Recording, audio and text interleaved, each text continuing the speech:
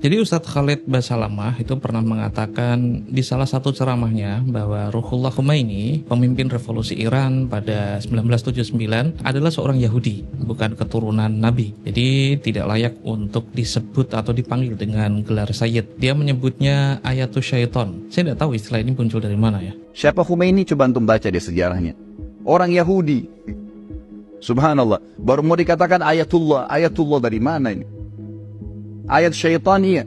Saya lihat tidak ada sumber yang disebut, tidak ada referensi yang disebut, hanya ocehan. Coba antum baca sejarahnya. Oke, saya baca sejarahnya dan saya termasuk orang yang cukup punya literatur tentang Iran atau Timur Tengah secara umum. Karena memang menggeluti bidang studi Islam, jadi saya sudah menelusuri, ada buku biografi, banyak juga catatan sejarah dan juga arsip-arsip akademis, dan ternyata tidak menemukan satupun sumber otoritatif yang menyimpulkan bahwa Ruhollah Khomeini adalah orang Yahudi. Tidak ada satupun. Yang saya temukan justru sesuatu yang kayaknya bisa membantah atau menyanggah Ustadz Khalid, yaitu sejarah dari tuduhan itu sendiri. Kapan ia pertama kali muncul? Siapa yang pertama kali melontarkannya? Dan untuk kepentingan apa? Dan riwayat itu membawa kalian semua ke satu nama yang sangat spesifik. Tapi sebelum saya masuk ke sana, saya ingin kalian tahu terlebih dahulu siapa Khomeini menurut catatan silsilah keluarganya. Dan ini bukan menurut saya, tapi menurut Bakir Mu'in, seorang jurnalis dan peneliti yang menghabiskan lebih dari 10 tahun menelusuri kehidupan Khomeini. Hasilnya akhirnya dituangkan dalam buku biografi berjudul Khomeini, Life of the Ayatollah di Macmillan sekitar tahun 2000. Muiz itu memulai penelitiannya dengan akses langsung ke Iran. Dia punya bekal pengalaman di BBC Persian Service, ditambah latar belakangnya sebagai mantan santri pesantren di Khurasan. Jadi ini bukan postingan blog ya, ini juga bukan ceramah di mimbar-mimbar masjid seperti Ustadz Khalid, tapi ini biografi yang diterbitkan oleh penerbit internasional dan tersedia di perpustakaan kampus di seluruh dunia. Saya kira buku ini juga dimiliki oleh banyak kampus. Dan dari situ kita mulai. Saya Romuald Abbas, selamat datang di Pamit Jangan Talk.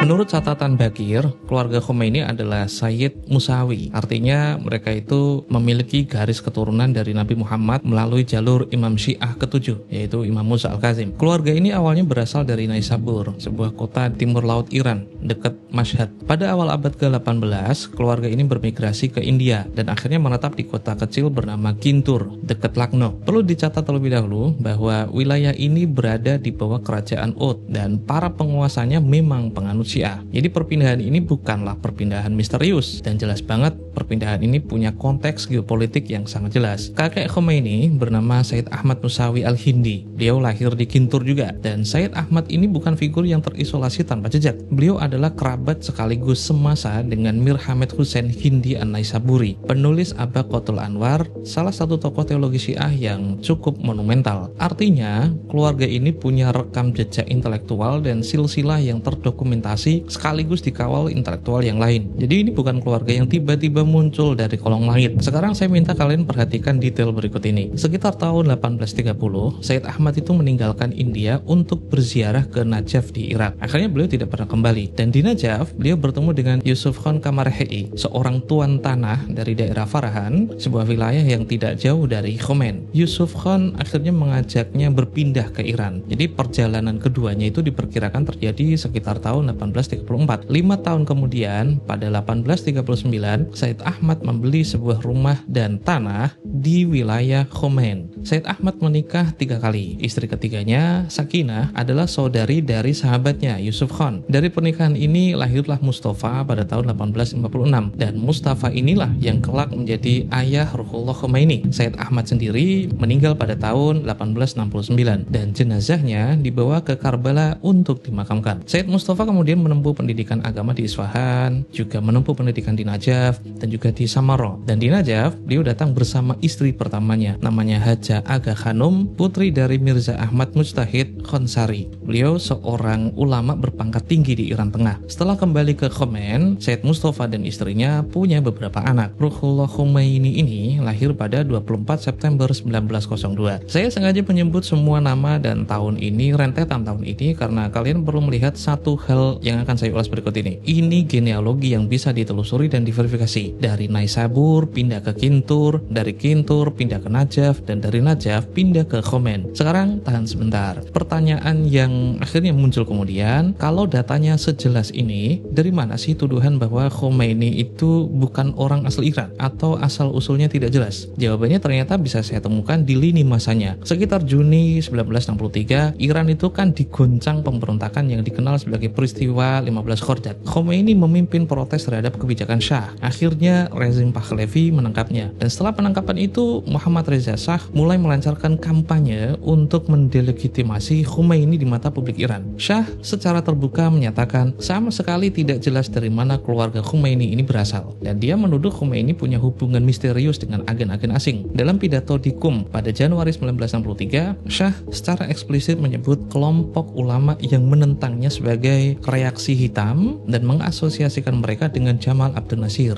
pemimpin Mesir waktu itu. Rezim Shah bahkan memfabrikasi kasus spionase lewat koran Ittilaat. Koran ini mengklaim ada seorang bernama Abul Qais Juju dari Lebanon yang membawa uang dari Nasir, Jamal Abdel Nasir, untuk orang-orang tertentu di Iran. Paham maksudnya kan? Tuduhan asal-usul Khomeini tidak jelas ternyata bukan lahir dari penelitian genealogis seperti yang dilakukan oleh Ki Imad. Ternyata dia lahir dari ruang operasi propaganda seorang diktator bernama Shah. Shah waktu itu kan sedang ketakutan karena posisinya terancam oleh gerakan ulama. Dan teknik ini tidak berhenti di situ saja. Pada Januari 1978, koran Ittilaat menerbitkan sebuah artikel atas persetujuan Shah. Penulisnya memakai nama samaran, yaitu Ahmad Rashidi Mutlak, dan memberi judul Imperialisme Hitam dan Merah. Isinya, jika kalian baca, penuh dengan hinaan personal terhadap Khomeini. Dan uniknya, artikel ini ternyata memicu kemarahan besar di publik. Ada juga protes yang cukup mematikan di Qum, dan ternyata ini menjadi salah satu pemicu gelombang revolusi 1979. Jadi ini loh yang perlu kalian lihat. Propaganda Shah itu tidak hanya gagal, ternyata dia itu justru mempercepat kejatuhannya sendiri. Kemudian pada 25 Juni 2013, saya melihat ada sebuah blog berbahasa Arab. Ini pertama kali saya lihat sekitar tahun 2014 atau 2015, sebuah blog berbahasa Arab yang mempublikasikan tulisan panjang yang mempertanyakan nasab Hashimiyun yang diklaim oleh beberapa ulama Syiah secara umum, termasuk Khomeini. Tulisan ini mengutip Dr. Musa Al-Musawi yang mengatakan bahwa kakek Khomeini itu berasal dari India.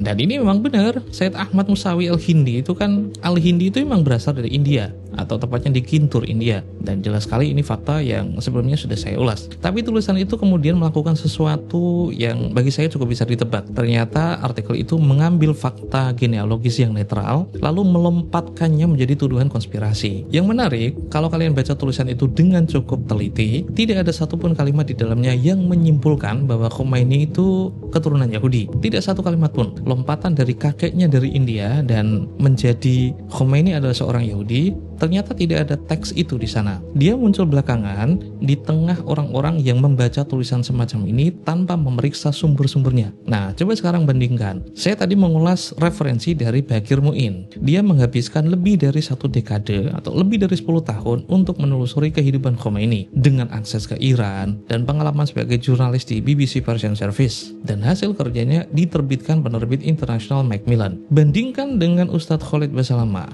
Di video itu dia mengatakan Khomeini adalah orang Yahudi dan seorang ayatus syaitan, tanpa menyebut kitabnya apa, tanpa menyebut judul kitab atau referensinya apa, tanpa menyebut referensi akademis yang mana. Dia hanya mengatakan, coba antum baca sejarahnya. Pertanyaannya, buku sejarah yang mana, kitab berjudul apa, dan paper akademiknya ditulis oleh siapa. Jadi kalau dilihat dari lini masa sejarahnya, sebenarnya Khalid itu kan secara tidak langsung tidak melakukan analisis. Dia hanya mendaur ulang apa yang rezim Shah Pahlavi itu pabrikasi pada tahun 1963 hanya untuk kepentingan politik. Propaganda yang dibuat oleh seorang diktator sekuler untuk menjatuhkan lawan politiknya. Propaganda yang bahkan orang Iran sendiri sudah mengenali sebagai fabrikasi. Dan sekarang seseorang menyajikannya ulang di mimbar dakwah sebagai seolah-olah fakta keagamaan. Saya perlu tegaskan satu hal terlebih dahulu untuk menutup video ini. Saya tidak begitu peduli pandangan kalian tentang Syiah. Tidak peduli juga apa penilaian kalian tentang Syiah. Tapi ketika seseorang atau dai ternyata duduk di depan umat dan menyebarkan klaim bahwa seseorang adalah Yahudi tanpa bukti genealogis dan tanpa rujukan yang bisa diverifikasi, maka itu bukanlah kritik teologis. Itu namanya hoax. Dan hoax tidak menjadi halal hanya karena targetnya adalah kelompok yang kalian anggap sesat. Nabi kita Shallallahu Alaihi Wasallam melarang kita berbohong bahkan terhadap musuh, bukan? Apalagi di atas mimbar, di depan orang-orang yang mempercayai kita. Terakhir, sejarah Khomeini sudah tercatat. Banyak kitab mazhab yang bisa kalian baca. Silsilahnya jelas bisa ditelusuri, dan saya tidak akan menyajikannya di sini. Hanya saja, saya cuma bisa menyajikan asal-usul tuduhan terhadapnya juga sudah tercatat. Dan ternyata, dia lahir dari mulut seorang diktator, bukan dari kerja penelitian akademik. Siapapun yang mau mendaur ulang tuduhan itu di hari ini tanpa memeriksa dari mana asalnya, perlu bertanya pada dirinya sendiri. Dia ini sedang berdakwah untuk siapa dan dengan standar apa?